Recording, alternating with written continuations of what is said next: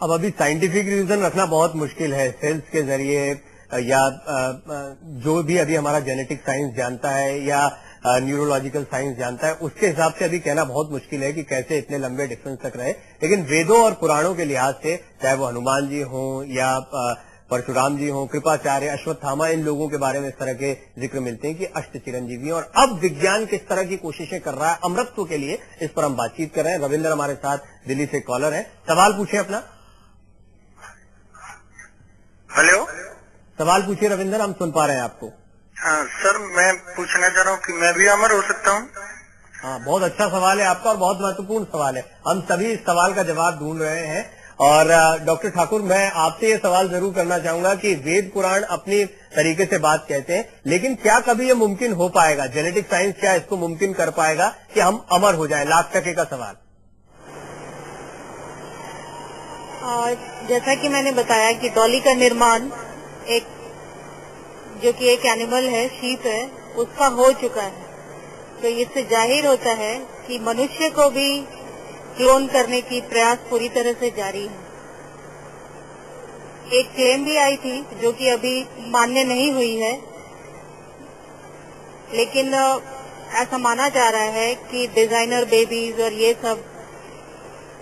सब reproductive cloning के जरिए ये संभव है। अभी जेनेटिक साइंस और मेडिकल साइंस बहुत तेजी से आगे बढ़ रहा है और पूरे इंसान को बनाने की तरफ आगे बढ़ रहा है। किस तरह से आर्टिफिशियल सेल बनाए गए हैं उस पर भी हम जिक्र करेंगे, लेकिन पंडित जी एक कमेंट आपका यहाँ पर चाहूंगा। अष्ट चिरंजीवी के बाद ये क्यों नहीं मुमकिन हो पाता, और इनके पास जो तकनीक थी वो तकनीक किसी और के पास क्यों नहीं? बड़ा अच्छा आपने प्रश्न किया। आप सर्वप्रथम देखिए कि हमारे प्रांत और धर्म में 4 युग आते हैं: त्रेता, द्वापर, सत्ययुग और कलयुग। अब हम जिस चरण में चल रहे हैं वो कलयुग में चल रहे हैं। त्रेता में भगवान राम आते हैं, द्वापर में भगवान कृष्ण आते हैं, और सत्ययुग में नारायण स्वरूप जो विष्णु जी को हम मानते हैं वो आते हैं। अब आती है कलयुग की बात। कलयुग में जितनी भी देव शक्तियां हैं ये सब धरातल में चली जाएंगी, जैसा शास्त्र बताते हैं, जो पुराणों में जिनका उल्लेख आता है। और जब जितनी भी पावर है जब ये पाताल में चले ही जाएंगी, तो उसके बाद मानव मात्र के पास ऐसा कोई साधन नहीं बनता कि वो अमर हो जाए। जैसे डॉक्टर साहब बता रहे हैं कि दिमाग को अपना संभाल के रख लिया तो जी वो अगले बारी जो है वो कहीं और उसका उपयोग हो जाएगा। ये बात कुछ हमें समझ में नहीं आती, क्योंकि जो अष्ट चिरंजीवी है वो साकार रूप में है, उनकी काया मौजूद है। दिल और दिमाग में 9 इंच का फासला होता है, और उस 9 इंच के प्रारूप की काया, पूर्ण रूप शरीर, वो लोग आज विद्यमान हैं। और वो जो दिख रहे हैं, जो ये पुराणों में जो उल्लेख आता है कि वो आज भी इस जगह पर है, बेशक हम आप नहीं देख पा रहे, क्योंकि शायद परवीन जी हमारे और आपके उतने सत्कर्म नहीं है कि हम उन लोगों को अपने में शामिल कर सकें या उनमें शामिल हो पाए।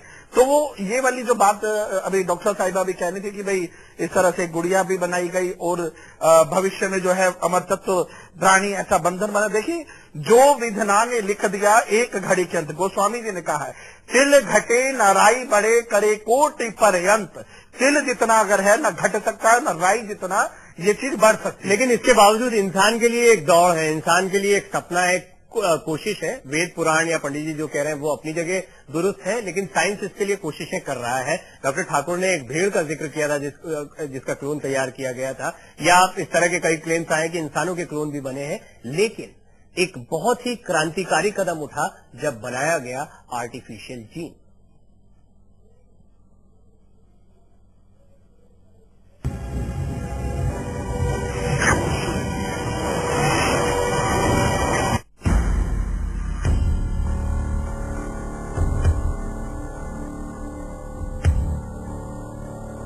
प्रयोगशाला में एक आर्टिफिशियल लाइफ तैयार हो गई है, यानी प्रयोगशाला में बनेंगे सुपर हीरो और हमारी मनचाही जिंदगी। लेकिन कहीं जाने अनजाने हम सुपर विलेन, सुपर किलर्स तो तैयार नहीं कर रहे। 15 सालों की जी तोड़ मशक्कत के बाद अमेरिकी वैज्ञानिकों ने तैयार किया है सिंथेटिक सेल, या फिर यूँ कहिए सिंथेटिक जीव। पहली बार इस तरह का सिंथेटिक सेल बनाया गया है। आपको बता दें कि ये सिंथेटिक जीव इंसान की कोशिकाओं को पूरी तरह काबू में कर लेगा। ये सिंथेटिक सेल इंसान के अंदर एनर्जी भर देगा, जोश भर देगा। एक शब्द में कहे तो ये आपको ताकतवर बना देगा। इतना ही नहीं, कोशिकाओं पर काबू करने के बाद वैज्ञानिक आने वाले वक्त में इनका सहारा लेकर बीमारियों का अपने मन मुताबिक इलाज कर पाएंगे। वैज्ञानिकों ने प्रयोगशाला के बेहद सुरक्षित वातावरण में बैक्टीरिया की जेनेटिक प्रोग्रामिंग कर उसे कोशिका में प्रत्यारोपित किया है। जे क्रेग वेंटर इंस्टीट्यूट के डॉक्टर क्रेग वेंटर और उनकी टीम ने ये सिंथेटिक सेल बनाया है। वेंटर की इस टीम में 3 भारतीय वैज्ञानिक भी शामिल हैं। सुनने में भले ही अच्छा लग रहा हो, लेकिन इसका गलत इस्तेमाल पूरी दुनिया को खतरे में डाल सकता है। इंसान प्रकृति के साथ लगातार छेड़छाड़ कर रहा है और ये छेड़खानी उसे आने वाले वक्त में महंगी भी पड़ सकती है। मानव जाति और जीवन को नुकसान पहुंचाने वाली चीजें भी इस तकनीक से बनाई जा सकती है।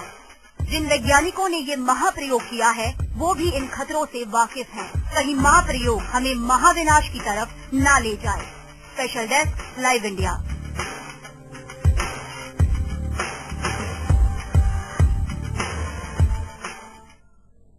डॉक्टर ठाकुर, सिंथेटिक सेल ये कितनी बड़ी क्रांति है? ये डेफिनेटली अपने आप में एक महत्वपूर्ण कदम है, क्योंकि अभी तक तो हम एक सेल को एक दूसरे सेल के अंदर डाल करके बनाने की कल्पना कर रहे हैं या बना चुके हैं, पर अभी तक तो सब कुछ नेचुरल सेल ही था। अगर हम कृत्रिम सेल बना लेते हैं जो कि हमारे कोड से आधारित है, तो डेफिनेटली मैं समझती हूँ कि एक बहुत महत्वपूर्ण कदम है और इस दिशा में एक मतलब इम्पोर्टेंट माइलस्टोन है। डॉक्टर चौधरी, अगर ये कृत्रिम सेल को और ज्यादा बढ़िया क्वालिटी का बनाया जाता है और बेहतर होती है तकनीक, तो जिस अमरत्व की हम बात कर रहे हैं या शरीर के अंगों को बनाने की, प्रिजर्व करने की, उसमें कितनी मदद मिलेगी? जो हमारा सब्जेक्ट है उसमें कितनी मदद मिलेगी इस कृत्रिम सेल से? नहीं, आज की डेट में अगर अभी के समय में आप पूछेंगे तो ये कृत्रिम बनाना, आर्टिफिशियल जीन या आर्टिफिशियल सेल बनाना, वो तो एक है इम्पोर्टेंट स्टेप है, बहुत महत्वपूर्ण कदम है। पर फंक्शन वाइज और जो नेचुरल एक सेल जो बनता है नेचुरल प्रोसेस से, मुझे नहीं लगता कि उसकी जगह कोई आर्टिफिशियल जीन या आर्टिफिशियल, आप उसमें कुछ मॉडिफिकेशन कर सकते हैं। जैसे पार्टिकुलर, ये तो अभी चल ही रहा है कि जीन को आप मॉडिफाई करके आप पार्टिकुलर एक डिजीज, जिस डिजीज को वो जीन एक्सप्रेस कर रहा है उसको आप डिलीट कर दीजिए और उसकी जगह अच्छे जो जीन है उसको आप उसमें डाल दीजिए। अभी सारी चीजें चल रही हैं। अभी बीमारियों से लड़ने के लिए या मेडिकल ट्रीटमेंट्स को और बेहतर बनाने के लिए इनके इस्तेमाल पर विचार किया जाए तो बेहतर है।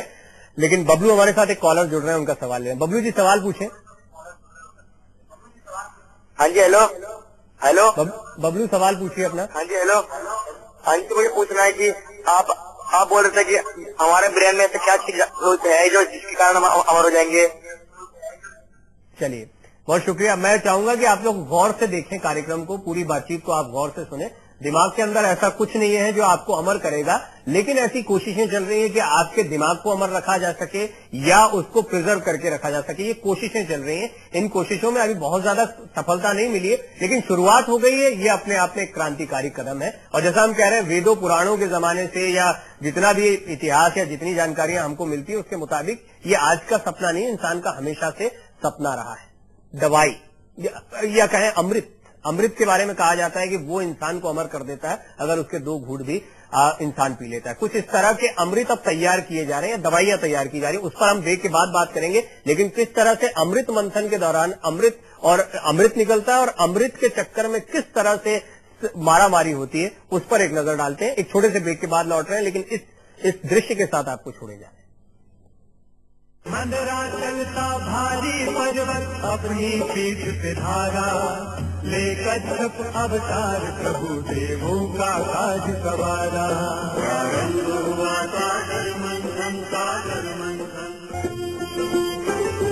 सिंधु से निकला पुत्र हलाहल, तीनों लोक में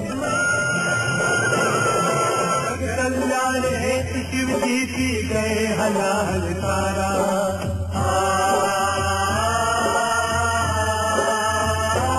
अमृत का घट लेकर प्रगटे धन्वंतरि भगवान। अमृत आज सबको मिलेगा।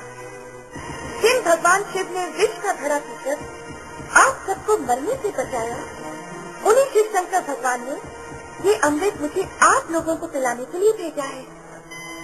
आप दोनों पक्ष अलग अलग पंक्तियों में बैठ जाइए। ठीक है असुरों, तुम पंक्ति लगाकर एक तरफ बैठ जाओ। देवताओं, आप भी एक पंक्ति में बैठ जाइए। सावधान हो जाओ, पता नहीं ये सुंदरी कौन है, परंतु जब हमने इसकी बात स्वीकार कर ही ली है तो अब छीना झपटी करना ठीक नहीं। तो चुपचाप देवताओं का भेष बनाकर देवताओं की पंक्ति में जा बैठो और पहले अमृत पालो। हाँ,